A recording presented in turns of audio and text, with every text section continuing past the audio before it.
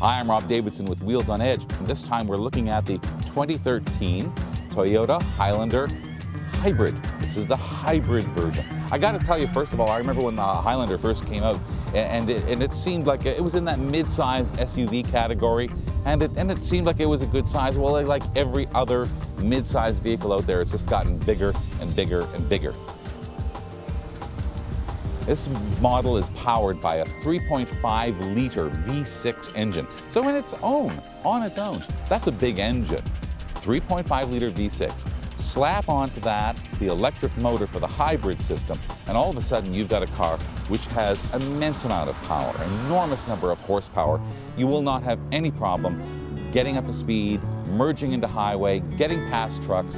This vehicle has all the power you're going to need to get the things done that you need to do. And in fact, it will do very well in most kinds of weather. It's an on-demand four-wheel drive.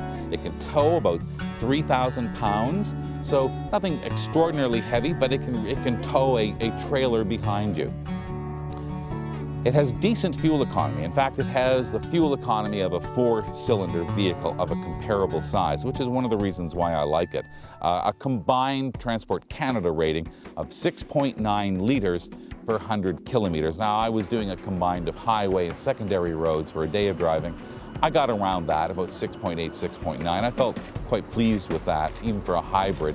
Sometimes, of course, it got down a little bit on the stop and go sections of when you're in town. Of course, any hybrid will actually do way better. Finally, you've got to talk about price in a hybrid. The base model of a Highlander is about $10,000 less than the base model of the Highlander Hybrid. We have the top of the line model of the Highlander Hybrid, which is about $55,000, almost $55,000. The base model of the Hybrid is about $44,000, $45,000, in around there.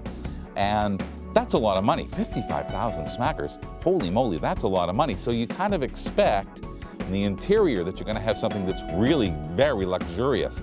And while it may be relatively comfortable in the front and the passenger seats and the immediate rear seats, I must say I'm still surprised Toyota does this. There's a lot of plastic there. There's a lot of plastic, and it doesn't look luxurious. And the final rear seats, again, the only way you'd get me into those rear seats in the back is at the sharp end of a ski pole to force me into it. They're not comfortable. Not for a full-sized human being, not for a plus-size guy like myself. So, great fuel economy. Lots of good handling characteristics on this car. Will do most of the things that you expect of an SUV or a CUV. It is a little pricey, and I wish they had done a little bit better job on the interior, but still and all, good job.